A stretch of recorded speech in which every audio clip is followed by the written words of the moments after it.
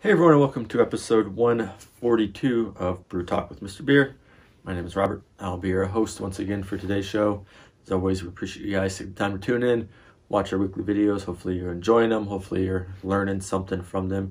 If you ever want to reference our notes for any of our videos, instead of watching them, you want to go read it or want to reference something we mentioned in the video, we do them in written form as well. You can just find those on our blog page, mrbeer.com/blog. Or just go to mrbeer.com, click on the blog button. You can search for your question there and find all kinds of useful information. So today's topic is more of just kind of an interesting topic, I thought. It's not really a brew tip per se or something that might help your brewing process. But today's topic is, can brewing with Mr. Beer save water? We did this as a written post a while back, so that'll be an interesting video to kind of just put out there for you guys to listen to. So this all this analysis was done by Zach. So he calculated all this to figure it out.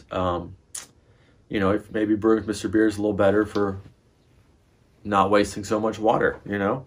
All right, so obviously when home brewing, water is very important. It's a key part of the process. It's what you need to brew beer. Having good water will help you brew excellent beer. So if you wanted to brew less water during your brew day to help doing your part for water conservation, then the best thing you can do is brew with Mr. Beer.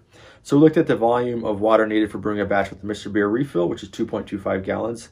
And we also looked at the volume of water for brewing a 2.25 gallon all grain recipe of an equivalent style beer. So let's say if we're brewing a lager at 5%, one's all grain, one is a Mr. Beer refill with some boosters or something to get you right around 5% right there.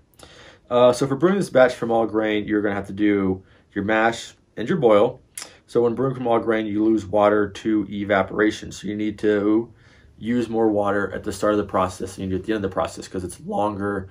Mash times are long, boil times are long, things evaporate. Obviously, you're going to lose that. So in order to yield 2.25 gallons of wort for your brew, you're going to start with 4.25 gallons of water.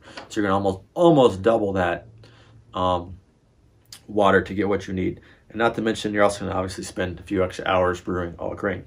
So Mr. Beer refill. So with Mr. Beer refills, you don't need to do mashing. You don't need to do a ton of boiling, nothing like that. The only water you need is your 2.25 gallons. So you will mix up, you know, your can of extract into your water, dump it in your fermenter, top it off with water, then you're good to go. So brewing with Mr. Beer does cut down water, 2.25 gallons versus 4.25 gallons with all grain. So it's an 88% increase in water usage by brewing with all grain. So if you're curious about saving some water, or you're looking to maybe just save a little money on some water as well, brewing with Mr. Beer can definitely do that for you. So that was an interesting analysis. That is something I'd like to share with you guys. Hopefully you found it interesting as well. It's going to wrap it up for this week's video. If you enjoyed it, please give it a like or a comment. We appreciate that. If you want to hang out with fellow Mr. Beer brewers or learn more about Mr. Beer, join our Facebook group, Mr. Beer's Brewing Society. That will wrap it up for this week, and I'll talk to you guys next time. Cheers. Cheers.